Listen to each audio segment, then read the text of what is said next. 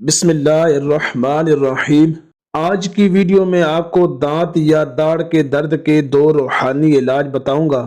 دانت کا درد ہو یا داڑھ کا درد ہو، یقیناً بہت سخت درد ہوتا ہے، بہت زیادہ تکلیف ہوتی ہے۔ جس کے دانت یا داڑھ میں درد ہو وہ ان روحانی علاج پر عمل کرے، انشاءاللہ عز و جل شفا حاصل ہوگی۔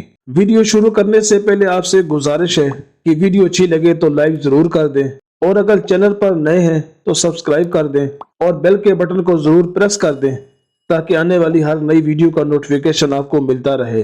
نمبر 1، سورہ یاسین کی یہ آیت، سلام قولا من رب الرحیم، سلام قولا من رب الرحیم، سلام قولا من رب الرحیم 3 بار پڑھ کر اپنی انگلی پر دم کر کے دانتوں پر ملیے، انشاءاللہ عز و جل درد جاتا رہے گا۔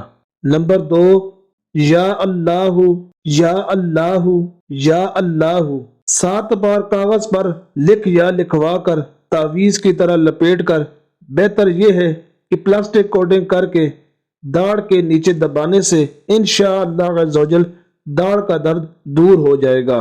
اگر دانت میں سخت درد ہو تو باوضو سورہ قریش 21 بار پڑھ کر نمک پر دم کیجئے اور وہ نمک درد والے دانت پر ملیے اور دانت کے درمیان رکھیے۔ دن میں 2-3 بار یہ عمل کرنے سے انشاءاللہ عز و جل فائدہ ہو جائے گا۔ ویڈیو اچھی لگے تو کمنٹ میں اپنی رائے کا اظہار ضرور کیجیے گا۔